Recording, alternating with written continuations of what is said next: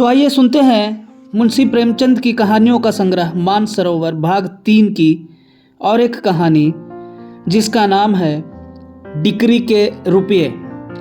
नईम और कैलाश में इतनी शारीरिक, मानसिक, नैतिक और सामाजिक अभिन्नता थी जितनी दो प्राणियों में हो सकती है। नईम दीर्घकाय विशाल वृक्ष था, कैलाश बाग का कोमल पौधा। नईम को क्रिकेट और फुटबॉल, सैर और शिकार का व्यसन था, कैलाश को पुस्तकावलोकन का। नईम एक विनोदशील, वाक्चतुर, निर्द्वंद, हास्यप्रिय, विलासी युवक था। उसे कल की चिंता कभी न सताती थी। विद्यालय उसके लिए क्रीड़ा का स्थान था और कभी कभी बेंच पर खड़े होने का। इसके प्रतिकूल कैलाश एक एकांत प्रिय, आलसी, व्यायाम से कोसों भागने वाला, आमोद प्रमोद से दूर रहने वाला, चिंताशील, आदर्शवादी जीव था। वह भविष्य की कल्पनाओं से विकल रहता था। नईम एक सुख संपन्न उच्च पदाधिकारी पिता का एकमात्र पुत्र था। कैलाश एक साधारण व्यवसायी के कई पुत्रों में से एक। उसे पुस्तकों के लिए काफी धन न मिलता था। मांग जांच कर काम निकाला करता था। एक के लिए जीवन आनंद का स्वप्न था और दूसरे के लिए विपत्तियों का बोझ। पर इतनी विषमताओं के होते हुए भी उन दोनों में घनिष्ठ मैत्री और निस्वार्थ विशुद्ध प्रेम था। कैलाश मर जाता पर नईम का अनुग्रह पात्र न बनता, और नईम मर जाता पर कैलाश से बेअदबी न करता। नईम की खातिर से कैलाश कभी कभी स्वच्छ निर्मल वायु का सुख उठा लिया करता। कैलाश की खातिर से नईम भी कभी कभी भविष्य के स्वप्न देख लिया करता था। नईम के लिए राज्य पद का द्वार खुला हुआ था। भविष्य कोई अपार सागर न था। कैलाश को अपने हाथों कुआं खोदकर पानी पीना था। भविष्य एक भीषण संग्राम था जिसके स्मरण मात्र से उसका चित्त अशांत हो उठता था। कॉलेज से निकलने के बाद नईम को शासन विभाग में एक उच्च पद प्राप्त हो गया। यद्यपि वह तीसरी श्रेणी में पास हुआ था, कैलाश प्रथम श्रेणी में पास हुआ था, किंतु उसे वर्षों एड़िया रगड़ने, खाक छानने और कुएं झांकने पर भी कोई काम न मिला। यहां तक कि विवश होकर उसे अपनी कलम का आश्रय लेना पड़ा। उसने एक समाचार पत्र निकाला। एक ने राज्याधिकार का रास्ता लिया जिसका लक्ष्य धन था, और दूसरे ने सेवा मार्ग का सहारा लिया जिसका परिणाम ख्याति और कष्ट और कभी कभी कारागार होता है। नईम को उसके दफ्तर के बाहर कोई न जानता था, किंतु वह बंगले में रहता, हवा गाड़ी पर हवा खाता, थिएटर देखता और गर्मियों में नैनीताल की सैर करता था। कैलाश को सारा संसार जानता था, पर उसके रहने का मकान कच्चा था। सवारी के लिए अपने पांव, बच्चों के लिए दूध भी मुश्किल से मिलता। साग भाजी में काट कपट करना पड़ता था। नईम के लिए सबसे बड़े सौभाग्य की बात यह थी कि उसके केवल एक पुत्र था, पर कैलाश के लिए सबसे बड़े दुर्भाग्य की बात उसकी संतान वृद्धि थी जो उसे पनपने न देती थी। दोनों मित्रों में पत्र व्यवहार होता रहता था। कभी कभी दोनों में मुलाकात भी हो जाती थी। नईम कहता था, यार तुम ही मजे में हो, देश और जाति की कुछ सेवा तो कर रहे हो। यहां तो पेट पूजा के सिवा और किसी काम के न हुए।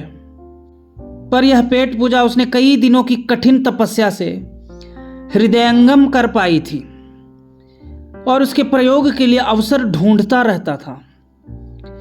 कैलाश खूब समझता था कि यह केवल नईम की विनयशीलता है। यह मेरी कुदसा से दुखी होकर मुझे इस उपाय से सांत्वना देना चाहता है, इसलिए यह अपनी वास्तविक स्थिति को उससे छिपाने का विफल प्रयत्न किया करता था। विष्णुपुर की रियासत में हाहाकार मचा हुआ था। रियासत का मैनेजर अपने बंगले में ठीक दोपहर के समय सैकड़ों आदमियों के सामने कत्ल कर दिया गया था। यद्यपि खूनी भाग गया था, पर अधिकारियों को संदेह था कि कुंवर साहब की दुष्प्रेरणा से ही यह हत्याभिनय हुआ है। कुंवर साहब अभी बालिग न हुए थे। रियासत का प्रबंध कोर्ट ऑफ वार्ड द्वारा होता था। मैनेजर पर कुंवर साहब की देखरेख का भार भी था। विलास प्रिय कुंवर को मैनेजर का हस्तक्षेप बहुत ही बुरा मालूम होता था। दोनों में वर्षों से मनमुटाव था। यहां तक कि कई बार प्रत्यक्ष कटु वाक्यों की नौबत भी आ पहुंची थी। अतएव कुंवर साहब पर संदेह होना स्वाभाविक ही था। इस घटना का अनुसंधान करने के लिए जिले के हाकिम ने मिर्जा नईम को नियुक्त किया। किसी पुलिस कर्मचारी द्वारा तहकीकात कराने में कुंवर साहब के अपमान का भय था। नईम को अपने भाग्य निर्माण का स्वर्ण सुयोग प्राप्त हुआ। वह न त्यागी था न ज्ञानी। सभी उसके चरित्र की दुर्बलता से परिचित थे। अगर कोई न जानता था तो हुक्काम लोग। कुंवर साहब ने मुंह मांगी मुराद पाई। नईम जब विष्णुपुर पहुंचा तो उसका असामान्य आदर सत्कार हुआ। भेंटें चढ़ने लगी। अर्दली से चपरासी, पेशकार, साइस, बावर्ची, खिदमतगार तक सभी के मुंह तर और मुट्ठियां गर्म होने लगी। कुंवर साहब के हवाली मवाली रात दिन घेरे रहते, मानो दामाद ससुराल आया हो। एक दिन प्रातःकाल कुंवर साहब की माता आकर नईम के सामने अपना हाथ बांधकर खड़ी हो गई। नईम लेटा हुआ हुक्का पी रहा था। तप, संयम और वैधव्य की यह तेजस्वी प्रतिमा देखकर उठ बैठा। रानी उसकी ओर वात्सल्यपूर्ण लोचनों से देखती हुई बोली, हुजूर, मेरे बेटे का जीवन आपके हाथ में है। आप ही उसके भाग्य विधाता हैं। आपकी उसी माता की सौगंध है जिसके आप सुयोग्य पुत्र हैं। मेरे लाल की रक्षा कीजिएगा। मैं तन मन धन आपके चरणों पर अर्पण करती हूं। स्वार्थ ने दया के संयोग से नईम को पूर्ण रीति से वशीभूत कर लिया। उन्हीं दिनों कैलाश नईम से मिलने आया। दोनों मित्र बड़े तपाक से गले मिले। नईम ने बातों बातों में यह संपूर्ण वृत्तांत कह सुनाया और कैलाश पर अपने कृत्य का औचित्य सिद्ध करना चाहा। कैलाश ने कहा, मेरे विचार में पाप सदैव पाप है, चाहे वह किसी आवरण में मंडित हो। नईम, और मेरा विचार है कि अगर गुनाह से किसी की जान बचती हो तो वह एन सवाब है। कुंवर साहब अभी नौजवान आदमी है, बहुत ही होनहार, बुद्धिमान, उदार और सहृदय हैं। आप उनसे मिलें तो खुश हो जाएं। उनका स्वभाव अत्यंत विनम्र है। मैनेजर, जो यथार्थ में दुष्ट प्रकृति का मनुष्य था, बरबस कुंवर साहब को दीक किया करता था। यहां तक कि एक मोटर कार के लिए रुपये न स्वीकार किए, न सिफारिश की। मैं यह नहीं कहता कि कुंवर साहब का यह कार्य स्तुत्य है, लेकिन बहस यह है कि उनको अपराधी सिद्ध करके उन्हें काले पानी की हवा खिलाई जाए या निरपराध सिद्ध करके उनकी प्राण रक्षा की जाए। और भाई, तुमसे तो कोई पर्दा नहीं है। पूरे 20,000 की थैली है। बस मुझे अपनी रिपोर्ट में यह लिख देना होगा कि व्यक्तिगत वैमनस्य के कारण यह दुर्घटना हुई है। राजा साहब का इससे कोई संपर्क नहीं है। जो शहादतें मिल सकी उन्हें मैंने गायब कर दिया। मुझे इस कार्य के लिए नियुक्त करने में अधिकारियों की एक मसलहत थी। कुंवर साहब हिंदू हैं, इसलिए किसी हिंदू कर्मचारी को नियुक्त न करके जिलाधीश ने यह भार मेरे सिर रखा। यह सांप्रदायिक विरोध मुझे निष्प्रह सिद्ध करने के लिए काफ़ी है। मैंने 2-4 अवसरों पर कुछ तो हुक्काम की प्रेरणा से और कुछ स्वेच्छा से मुसलमानों के साथ पक्षपात किया, जिससे यह मशहूर हो गया है कि मैं हिंदुओं का कट्टर दुश्मन हूँ। हिंदू लोग तो मुझे पक्षपात का पुतला समझते हैं। यह भ्रम मुझे आक्षेपों से बचाने के लिए काफ़ी है। बताओ, तकदीरवर हूँ कि नहीं? कैलाश, अगर कहीं बात खुल गई तो? नहीं, तो यह मेरी समझ का फेर, मेरे अनुसंधान का दोष, मानव प्रकृति के एक अटल नियम का उज्जवल उदाहरण होगा। मैं कोई सर्वज्ञ तो हूँ नहीं, मेरी नीयत पर आँच ना आने पाएगी, मुझ पर रिश्वत लेने का संदेह ना हो सकेगा। आप इससे व्यवहारिक कोण पर ना जाइए, केवल इसके नैतिक कोण पर निगाह रखिए। यह कार्य नीति के अनुकूल है या नहीं? आध्यात्मिक सिद्धांतों को न खींच लाइएगा, केवल नीति के सिद्धांतों से इसकी विवेचना कीजिए। कैलाश, इसका एक अनिवार्य फल यह होगा कि दूसरे रईसों को भी ऐसे दुष्कृत्यों की उत्तेजना मिलेगी। धन से बड़े बड़े पापों पर पर्दा पड़ सकता है। इस विचार के फैलने का फल कितना भयंकर होगा, इसका आप स्वयं अनुमान कर सकते हैं। नहीं जी नहीं, मैं यह अनुमान नहीं कर सकता। रिश्वत अब भी 90% अभियोगों पर पर्दा डालती है। फिर भी पाप का भय प्रत्येक हृदय में है। दोनों मित्रों में देर तक इस विषय पर तर्क वितर्क होता रहा, लेकिन कैलाश का न्याय विचार नईम के हास्य और व्यंग से पेश ना पा सका। विष्णुपुर के हत्याकांड पर समाचार पत्रों में आलोचना होने लगी। सभी पत्र एक स्वर से राय साहब को ही लांछित करते और गवर्नमेंट को राजा साहब से अनुचित पक्षपात करने का दोष लगाते थे, लेकिन इसके साथ यह भी लिख देते थे कि अभी यह अभियोग विचाराधीन है, इसलिए इस पर टीका नहीं की जा सकती। मिर्जा नईम ने अपनी खोज को सत्य का रूप देने के लिए पूरा 1 महीना व्यतीत किया। जब उनकी रिपोर्ट प्रकाशित हुई तो राजनीतिक क्षेत्र में विप्लव मच गया। जनता के संदेह की पुष्टि हो गई। कैलाश के सामने अब एक जटिल समस्या उपस्थित हुई। अभी तक उसने इस विषय पर एकमात्र मौन धारण कर रखा था। वह यह निश्चय न कर सकता था कि क्या लिखूं। गवर्नमेंट का पक्ष लेना अपनी अंतरात्मा को पददलित करना था, आत्मस्वतंत्राय का बलिदान करना था, पर मौन रहना और भी अपमानजनक था। अंत में जब सहयोगियों में 2-4 ने उसके ऊपर सांकेतिक रूप से आक्षेप करना शुरू किया कि उनका मौन निरर्थक नहीं है, तब उसके लिए तटस्थ रहना असह्य हो गया।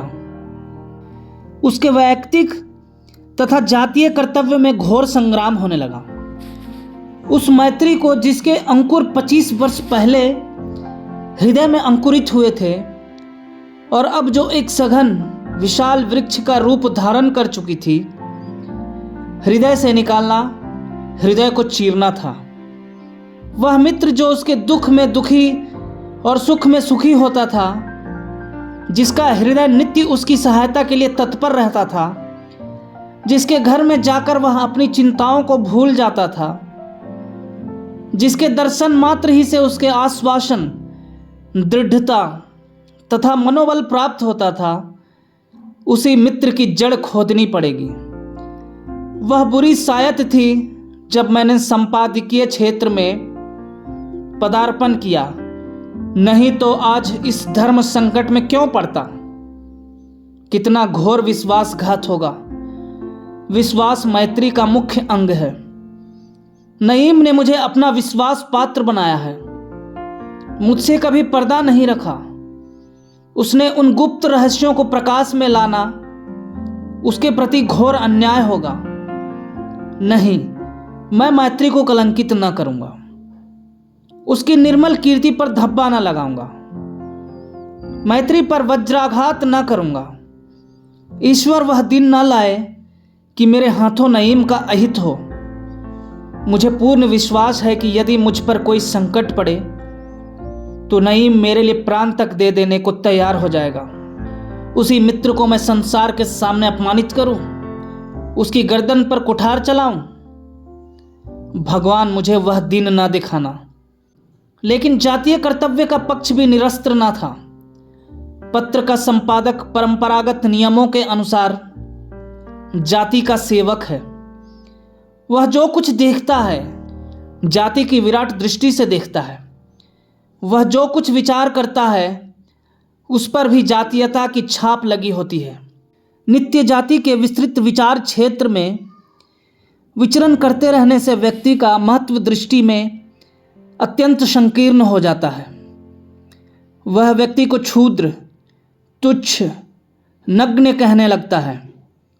व्यक्ति को जाति पर बलि देना उसकी नीति का प्रथम अंग है। यहाँ तक कि बहुधा अपने स्वार्थ को भी जाति पर वार देता है। उसके जीवन का लक्ष्य महान आत्माओं का अनुगामी होता है जिन्होंने राष्ट्रों का निर्माण किया है। उनकी कीर्ति अमर हो गई है जो दलित राष्ट्रों के उद्धारक हो गए हैं। वह यथाशक्ति कोई काम ऐसा नहीं कर सकता जिससे उसके पूर्वजों की उज्जवल विरुद्धावली में कालिमा लगने का भय हो।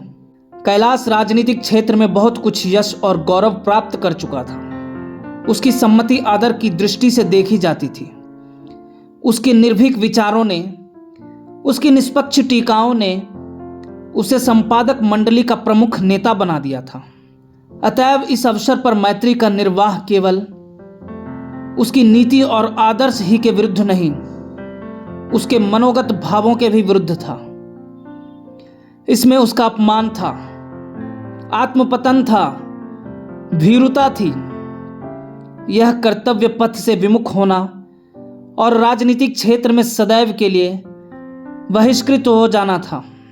एक व्यक्ति को चाहे वह मेरा कितना ही आत्मीय क्यों न हो, राष्ट्र के सामने क्या हस्ती है।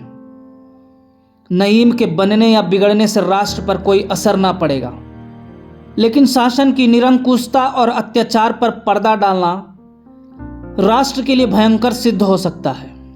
उसे इसकी परवाह न थी कि मेरी आलोचना का प्रत्यक्ष कोई असर होगा या नहीं। संपादक की दृष्टि में अपनी सम्मति सिंहनाद के समान प्रतीत होती है कि मेरी लेखनी शासन को कंपायमान कर देगी, विश्व को हिला देगी। शायद सारा संसार मेरी कलम की सरसराहट से थर्रा उठेगा। मेरे विचार प्रकट होते ही युगांतर उपस्थित कर देंगे। नईम मेरा मित्र है किंतु राष्ट्र मेरा इष्ट है। मित्र के पद की रक्षा के लिए क्या अपने इष्ट पर प्राण घातक आघात करूं? कई दिनों तक कैलाश के व्यक्तिगत और संपादक के कर्तव्यों में संघर्ष होता रहा। अंत को जाति ने व्यक्ति को परास्त कर दिया।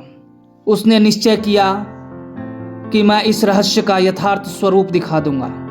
शासन के अनुत्तरदायित्व को जनता के सामने खोलकर रख दूंगा।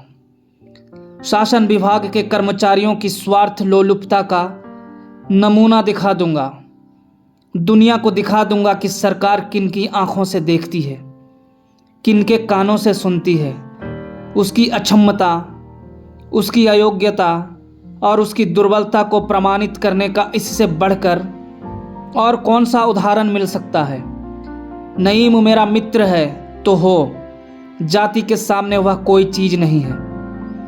उसके हानि के भय से मैं राष्ट्रीय कर्तव्यों से क्यों मुंह फेरूं? अपनी आत्मा को क्यों दूषित करूं? अपनी स्वाधीनता को क्यों कलंकित करूं? आह प्राणों से प्रिय नईम, मुझे क्षमा करना। आज तुम जैसे मित्र रत्न को मैं अपने कर्तव्य की वेदी पर बलि चढ़ाता हूं, मगर तुम्हारी जगह अगर मेरा पुत्र होता तो उसे भी इसी कर्तव्य की बलि वेदी पर भेंट कर देता। दूसरे दिन कैलाश ने इस घटना की मीमांसा शुरू की। जो कुछ उसने नईम से सुना था वह सब एक लेखमाला के रूप में प्रकाशित करने लगा। घर का भेदी लंका ढा है। अन्य संपादकों को जहां अनुमान, तर्क और युक्ति के आधार पर अपना मत स्थिर करना पड़ता था और इसलिए वे कितनी ही अनर्गल अवादपूर्ण बातें लिख डालते थे, वहां कैलाश की टिप्पणियां प्रत्यक्ष प्रमाणों से युक्त होती थी। वह पते पते की बातें कहता था और उस निर्भीकता के साथ जो दिव्य अनुभव का निर्देश करती थी, उसके लेखों में विस्तार कम पर सार अधिक होता था। उसने नईम को भी ना छोड़ा, उसकी स्वार्थ लिप्सा का खूब खाखा उड़ाया, यहां तक कि वह धन की संख्या भी लिख दी जो इस कुत्सित व्यापार पर पर्दा डालने के लिए उसे दी गई थी। सबसे मजे की बात यह थी कि उसने नईम से एक राष्ट्रीय गुप्तचर की मुलाकात का भी उल्लेख किया, जिसने नईम को रुपये लेते हुए देखा था। अंत में गवर्नमेंट को भी चैलेंज दिया कि जो उसमें साहस हो तो मेरे प्रमाणों को झूठ साबित कर दे। इतना ही नहीं, उसने वह वार्तालाप भी अक्षरशः प्रकाशित कर दिया जो उसके और नईम के बीच हुआ था। रानी का नईम के पास आना, उसके पैरों पर गिरना, कुंवर साहब का नईम के पास नाना प्रकार के तोहफे लेकर आना, इन सभी प्रसंगों ने उसके लेखों में एक जासूसी उपन्यास का मजा पैदा कर दिया। इन लेखों ने राजनीतिक क्षेत्र में हलचल मचा दी। पत्र संपादकों को अधिकारियों पर निशाने लगाने के ऐसे अवसर बड़े सौभाग्य से मिलते हैं। जगह जगह शासन की इस करतूत की निंदा करने के लिए सभाएं होने लगी। कई सदस्यों ने व्यवस्थापक सभा में इस विषय पर प्रश्न करने की घोषणा की। शासनों को कभी ऐसी मुंह की न खानी पड़ी थी। आखिर उन्हें अपनी मान रक्षा के लिए इसके सिवा और कोई उपाय ना सूझा कि वे मिर्जा नईम को कैलाश पर मानहानि का अभियोग चलाने के लिए विवश करें। कैलाश पर इस्तगासा दायर हुआ। मिर्जा नईम की ओर से सरकार पैरवी करती थी। कैलाश स्वयं अपनी पैरवी कर रहा था। न्याय के प्रमुख संरक्षकों, वकील, बैरिस्टरों ने किसी अज्ञात कारण से उसकी पैरवी करना अस्वीकार किया। न्यायाधीश को हार कर कैलाश को कानून की सनद न रखते हुए भी अपने मुकदमे की पैरवी करने की आज्ञा देनी पड़ी। महीनों अभियोग चलता रहा। जनता में सनसनी फैल गई। रोज हजारों आदमी अदालत में एकत्र होते थे। बाजारों में अभियोग की रिपोर्ट पढ़ने के लिए समाचार पत्रों की लूट होती थी। चतुर पाठक पढ़े हुए पत्रों से घड़ी रात जाते जाते दुगने पैसे खड़े कर लेते थे, क्योंकि उस समय तक पत्र विक्रेताओं के पास कोई पत्र ना बचने पाता था। जिन बातों का ज्ञान पहले गिन गिनाए पत्र ग्राहकों को था, उन पर अब जनता की टिप्पणियां होने लगी। नईम की मिट्टी कभी इतनी खराब न हुई थी। गली गली, घर घर उसी की चर्चा थी। जनता का क्रोध उसी पर केंद्रित हो गया था। वह दिन भी स्मरणीय रहेगा जब दोनों सच्चे, एक दूसरे पर प्राण देने वाले मित्र अदालत में आमने सामने खड़े हुए और कैलाश ने मिर्जा नईम से जिरह करनी शुरू की। कैलाश को ऐसा मानसिक कष्ट हो रहा था मानो वह नईम की गर्दन पर तलवार चलाने जा रहा है। और नईम के लिए तो अग्नि परीक्षा थी। दोनों के मुख उदास थे, एक का आत्मग्लानि से, दूसरे का भय से। नईम प्रसन्न बनने की चेष्टा करता था, कभी कभी सूखी हंसी भी हंसता था। लेकिन कैलाश, उस गरीब के दिल पर जो गुजर रही थी उसे कौन जान सकता है। कैलाश ने पूछा, आप और मैं साथ पढ़ते थे, इसे आप स्वीकार करते हैं? नईम, अवश्य स्वीकार करता हूं।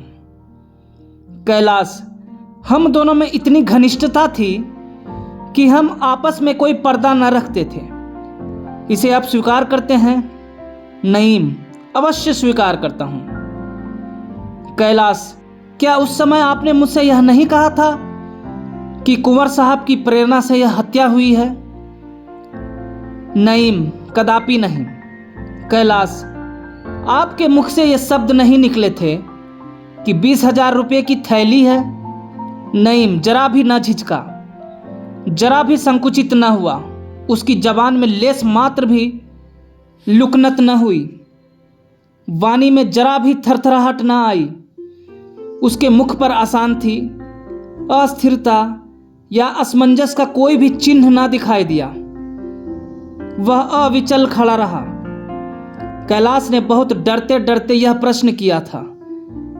उसको भय था कि नईम उसका कुछ जवाब न दे सकेगा, कदाचित रोने लगेगा। लेकिन नईम ने निशंक भाव से कहा, संभव है आपने स्वप्न में मुझसे यह बातें सुनी हो। कैलाश एक क्षण के लिए दंग हो गया। फिर उसने विस्मय से नईम की ओर नजर डालकर पूछा, क्या आपने यह नहीं फरमाया कि मैंने 2-4 अवसरों पर मुसलमानों के साथ पक्षपात किया है और इसलिए मुझे हिंदू विरोधी समझकर इस अनुसंधान का भार सौंपा गया है? नईम जरा भी ना झिझका, अविचल, स्थिर और शांत भाव से बोला, आपकी कल्पना शक्ति वास्तव में आश्चर्यजनक है। वर्षों तक आपके साथ रहने पर भी मुझे यह विदित नहीं हुआ था कि आप में घटनाओं का आविष्कार करने की ऐसी चमत्कारपूर्ण शक्ति है। कैलाश ने और कोई प्रश्न नहीं किया। उसे अपने पराभव का दुख न था, दुख था नईम की आत्मा के पतन का। वह कल्पना भी न कर सकता था कि कोई मनुष्य अपने मुंह से निकली हुई बात को इतनी टिढ़ाई से अस्वीकार कर सकता है, और वह भी उस आदमी के मुंह पर जिससे वह बात कही गई हो। यह मानवीय दुर्बलता की पराकाष्ठा है। वह नईम जिसका अंदर और बाहर एक था, जिसके विचार और व्यवहार में भेद न था, जिसकी वाणी आंतरिक भावों का दर्पण थी, वह नईम, वह सरल, आत्माभिमानी, सत्य भक्त नईम इतना धूर्त, ऐसा मक्कार हो सकता है? क्या दास्तां के सांचे में ढलकर मनुष्य अपना मनुष्यत्व खो बैठता है? क्या यह दिव्य गुणों का रूपांतर करने का यंत्र है? अदालत ने नईम को 20,000 रुपयों की डिक्री दे दी। कैलाश पर वज्रपात हो गया। इस निश्चय पर राजनीतिक संसार में फिर कोहराम मचा। सरकारी पक्ष के पत्रों ने कैलाश को धूर्त कहा, जन पक्ष वालों ने नईम को शैतान बताया। नईम के दुस्साहस ने न्याय की दृष्टि में चाहे उसे निरपराध सिद्ध कर दिया हो, पर जनता की दृष्टि में तो उसे और भी गिरा दिया। कैलाश के पास सहानुभूति के पत्र और तार आने लगे। पत्रों में उसकी निर्भीकता और सत्यनिष्ठा की प्रशंसा होने लगी। जगह जगह सभाएं और जलसे हुए, पर न्यायालय के निश्चय पर असंतोष प्रकट किया गया। किंतु सूखे बादलों से पृथ्वी की तृप्ति तो नहीं होती। रुपये कहां से आवे, और वह भी एकदम से 20,000। आदर्श पालन का यही मूल्य है। राष्ट्र सेवा महंगा सौदा है। 20,000 इतने रुपए तो कैलाश ने शायद स्वप्न में भी न देखे हों, और जब देने पड़ेंगे तो कहां से देगा? इतने रुपयों के सूद से ही वह जीविका की चिंता से मुक्त हो सकता था। उसे अपने पत्र में अपनी विपत्ति का रोना रोकर चंदा एकत्र करने से घृणा थी। मैंने अपने ग्राहकों की अनुमति लेकर इस शेर से मोर्चा नहीं लिया था। मैनेजर की वकालत करने के लिए किसी ने मेरी गर्दन नहीं दबाई थी। मैंने अपना कर्तव्य समझकर ही शासकों को चुनौती दी। जिस काम के लिए मैं अकेला जिम्मेदार हूं, उसका भार अपने ग्राहकों पर क्यों डालूं? यह अन्याय है। संभव है जनता में आंदोलन करने से 2-4 हजार रुपये हाथ आ जाए, लेकिन यह संपादकीय आदर्श के विरुद्ध है। इससे मेरी शान में बट्टा लगता है। दूसरों को यह कहने का अवसर दूं कि और के मत्थे फुलौड़ियाँ खाई तो क्या बड़ा जग जीत लिया, तब जानते कि अपने बलबूते पर गरजते। निर्भीक आलोचना का सहारा तो मेरे सिर बंधा, उसका मूल्य दूसरों से क्यों वसूल करूं? मेरा पत्र बंद हो जाए, मैं पकड़कर कैद किया जाऊं, मेरा मकान कुर्क कर लिया जाए, बर्तन भाड़े नीलाम हो जाए, यह सब मुझे मंजूर है, जो कुछ सिर पड़ेगी भुगत लूंगा, पर किसी के सामने हाथ ना फैलाऊंगा। सूर्योदय का समय था। पूर्व दिशा में प्रकाश की छटा ऐसे दौड़ी चली आती थी जैसे आंख से आंसुओं की धारा। ठंडी हवा कलेजे पर यूं लगती थी जैसे किसी के करुण क्रंदन की ध्वनि। सामने का मैदान दुखी हृदय की भांति ज्योति के बाणों से बिंद हो रहा था। घर में वह निस्तब्धता छाई थी जो गृह स्वामी के गुप्त रोदन की सूचना देती है। न बालकों का शोरगुल और न माता की शांति प्रशासरनी शब्द तड़ना। जब दीपक बुझ रहा हो तो घर में प्रकाश कहाँ से आए? यह आशा का प्रभाव नहीं, शोक का प्रभाव था, क्योंकि आज ही कुर्क जमीन कैलाश की संपत्ति को नीलाम करने के लिए आने वाला था। उसने अंतर्वेदना से विकल होकर कहा, आह, आज मेरे सार्वजनिक जीवन का अंत हो जाएगा। जिस भवन का निर्माण करने में अपने जीवन के 25 वर्ष लगा दिए, वह आज नष्ट भ्रष्ट हो जाएगा। पत्र की गर्दन पर छुरी फिर जाएगी। मेरे पैरों में उपहास और अपमान की बेड़ियां पड़ जाएगी। मुख में कालिमा लग जाएगी। यह शांति कुटीर उजड़ जाएगा। यह शोकाकुल परिवार किसी मुरझाए हुए फूल की पंखड़ियों की भांति बिखर जाएगा। संसार में उसके लिए कहीं आश्रय नहीं है। जनता की स्मृति चिरस्थायी नहीं होती। अल्पकाल में मेरी सेवाएं विस्मृत के अंधकार में लीन हो जाएंगी। किसी को मेरी सुध भी न रहेगी। कोई मेरी विपत्ति पर आंसू बहाने वाला भी न होगा। सहसा उसे याद आया कि आज के लिए अभी अग्रलेख लिखना है। आज अपने सहृदय पाठकों को सूचना दूं कि यह इस पत्र के जीवन का अंतिम दिवस है। उसे फिर आपकी सेवा में पहुंचने का सौभाग्य ना प्राप्त होगा। हमसे अनेक भूलें हुई होंगी। आज हम उनके लिए आपसे क्षमा मांगते हैं। आपने हमारे प्रति जो सहवेदना और सहृदयता प्रकट की है, उसके लिए हम सदैव आपके कृतज्ञ रहेंगे। हमें किसी से कोई शिकायत नहीं है। हमें इस अकाल मृत्यु का दुख नहीं है, क्योंकि वह सौभाग्य उन्हीं को प्राप्त होता है जो अपने कर्तव्य पथ पर अविचल रहते हैं। दुख यही है कि हम जाति के लिए इससे अधिक बलिदान करने में समर्थ न हुए। इस लेख को आदि से अंत तक सोचकर वह कुर्सी से उठा ही था कि किसी के पैरों की आहट मालूम हुई। गर्दन उठाकर देखा तो मिर्जा नईम था। वही हंसमुख चेहरा, वही मृदु मुस्कान, वही क्रीड़ामय नेत्र। आते ही कैलाश के गले से लिपट गया। कैलाश ने गर्दन छुड़ाते हुए कहा, क्या मेरे घाव पर नमक छिड़कने, मेरी लाश को ठुकराने आए हो? नईम ने उसकी गर्दन को और जोर से दबाकर कहा, और क्या, मोहब्बत के यही तो मजे हैं। कैलाश, मुझसे दिल लगी ना करो। भरा बैठा हूं, मार बैठूंगा। नईम की आंखें सजल हो गई। बोला, आह जालिम, मैं तेरी जबान से यही कटु वाक्य सुनने के लिए तो विकल हो रहा था। जितना चाहे कोसो, खूब गालियां दो, मुझे इसमें मधुर संगीत का आनंद आ रहा है।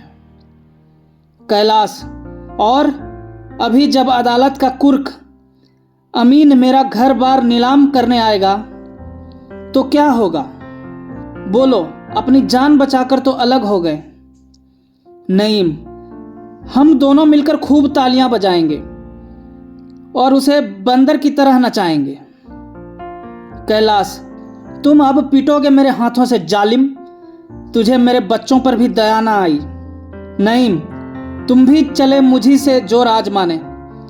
कोई समय था जब बाजी तुम्हारे हाथ रहती थी, अब मेरी बारी है। तुमने मौका महल तो देखा नहीं, मुझ पर पिल पड़े। कैलाश, सरासर सत्य की उपेक्षा करना मेरे सिद्धांत के विरुद्ध था। नईम, और सत्य का गला घोटना मेरे सिद्धांत के अनुकूल। कैलाश, अभी एक पूरा परिवार तुम्हारे गले मंड दूंगा। तो अपनी किस्मत को रोओगे। देखने में तुम्हारा आधा भी नहीं हूं, लेकिन सांत्वनमति में तुम जैसे 3 पर भारी हूं। पूरे 7 हैं, कम न बेस। नईम, अच्छा लाओ, कुछ खिलाते पिलाते हो या तकदीर का मरसिया ही गाए जाओगे। तुम्हारे सिर की कसम बहुत भूखा हूं, घर से बिना खाए ही चल पड़ा। कैलाश, यहां आज 16 दंड एकादशी, सब के सब शोक में बैठे उसी अदालत के जल्लाद की राह देख रहे हैं। खाने पीने का क्या जिक्र। तुम्हारी बैग में कुछ हो तो निकालो, आज साथ बैठकर खा लें, फिर तो जिंदगी भर का रोना है ही। नईम, फिर तो ऐसी शरारत ना करोगे। कैलाश, वाह, यह तो अपने रोम रोम में व्याप्त हो गई है। जब तक सरकार पशुबल से हमारे ऊपर शासन करती रहेगी, हम उसका विरोध करते रहेंगे। खेद यही है कि अब मुझे इसका अवसर ही ना मिलेगा। किंतु तुम्हें 20,000 रुपये में से 20 रुपये भी ना मिलेंगे। यहां रद्दियों के ढेर के सिवा और कुछ नहीं है। नईम, अजी, मैं तुमसे 20,000 रुपये की जगह उसका 5 गुना वसूल कर लूंगा। तुम हो किस फेर में। कैलाश, मुंह धो रखिए। नईम, मुझे रुपयों की जरूरत है, आओ कोई समझौता कर लो। कैलाश, कुंवर साहब के 20,000 रुपये डकार गए, फिर भी अभी संतोष नहीं हुआ। नईम, सरकारी कर्मचारियों द्वारा मामला करने में और भी जेरबारी होगी। कैलाश, अरे तो क्या मामला कर लूं, यहां कागजों के सिवा और कुछ हो भी तो। नईम, मेरा ऋण चुकाने भर को बहुत है। अच्छा, इसी बात पर समझौता कर लो कि मैं जो चीज चाहूं ले लूं, फिर रोना मत। कैलाश, अजी, तुम सारा दफ्तर सिर पर उठा ले जाओ, घर उठा ले जाओ, मुझे पकड़ ले जाओ और मीठे टुकड़े खिलाओ। कसम ले लो जो जरा भी चूं करूं। नईम, नहीं, मैं सिर्फ एक चीज चाहता हूं, सिर्फ एक चीज। कैलाश के कौतूहल की कोई सीमा न रही। सोचने लगा, मेरे पास ऐसी कौन सी बहुमूल्य वस्तु है, कहीं मुझसे मुसलमान होने को तो ना कहेगा। यही एक धर्म, एक चीज है जिसका मूल्य 1 से लेकर असंख्य तक रखा जा सकता है। जरा देखूं तो हजरत क्या कहते हैं। उसने पूछा, क्या चीज। नईम, मिसेज कैलाश से 1 मिनट तक एकांत में बातचीत करने की आज्ञा। कैलाश ने नईम के सिर पर एक चपत जमाकर कहा, फिर वही शरारत, सैकड़ों बार तो देख चुके हो।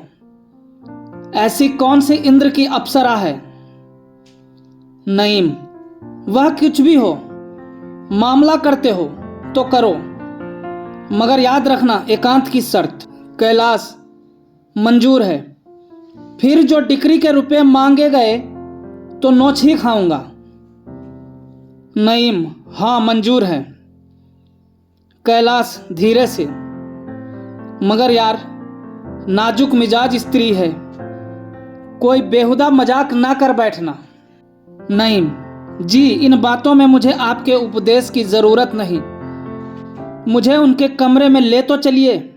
कैलाश सिर नीचे किए रहना। नईम, अजी आंखों में पट्टी बांध दो। कैलाश के घर में पर्दा ना था। उमा चिंता मग्न बैठी हुई थी। सहसा नईम और कैलाश को देखकर चौंक पड़ी। बोली, आइए मिर्जा जी, अब की तो बहुत दिनों में याद किया। कैलाश नईम को वहीं छोड़कर कमरे से बाहर निकल आया, लेकिन पर्दे की आड़ से छिपकर देखने लगा कि इनमें क्या बातें होती हैं। उसे कुछ बुरा ख्याल ना था, केवल कौतूहल था। नईम, हम सरकारी आदमियों को इतनी फुर्सत कहाँ, डिक्री के रुपये वसूल करने थे, इसीलिए चला आया हूँ। उमा कहाँ तो मुस्कुरा रही थी, कहाँ रुपये का नाम सुनते ही उसका चेहरा फक हो गया। गंभीर स्वर में बोली, हम लोग स्वयं इसी चिंता में पड़े हुए हैं। कहीं रुपये मिलने की आशा नहीं है और उन्हें जनता से अपील करते संकोच होता है। नईम, अजी आप कहती क्या हैं? मैंने सब रुपये पाई पाई वसूल कर लिए। उमा ने चकित होकर कहा, सच? उनके पास रुपये कहाँ थे? नईम, उनकी हमेशा से यही आदत है। आपसे कह रखा होगा मेरे पास कौड़ी नहीं है, लेकिन मैंने चुटकियों में वसूल कर लिया। आप उठिए, खाने का इंतजाम कीजिए। उमा, रुपये भला क्या दिए होंगे, मुझे एतबार नहीं आता। नईम, आप सरल हैं और वह एक ही काइयाँ, उसे तो मैं ही खूब जानता हूँ। अपनी दरिद्रता के दुखड़े गा कर आपको चकमा दिया करता होगा। कैलाश मुस्कुराते हुए कमरे में आए और बोले, अच्छा आप निकलिए बाहर, यहाँ भी अपनी शैतानी से बाज ना आए। नईम, रुपये की रसीद तो लिख दो। उमा, तुमने रुपये दे दिए? कहाँ मिले? कैलाश, फिर कभी बतला दूंगा। उठिए हजरत। उमा, बताते क्यों नहीं, कहाँ मिले? मिर्जा जी से कौन पर्दा है? कैलाश, नईम, तुम उमा के सामने मेरी तौहीन करना चाहते हो? नईम, तुमने सारी दुनिया के सामने मेरी तौहीन नहीं की। कैलाश, तुम्हारी तौहीन की तो उसके लिए 20,000 रुपये नहीं देने पड़े। नईम, मैं भी उसी टकसाल के रुपये दे दूंगा। उमा, मैं रुपये पा गया, इन बेचारे का पर्दा ढका रहने दो। धन्यवाद।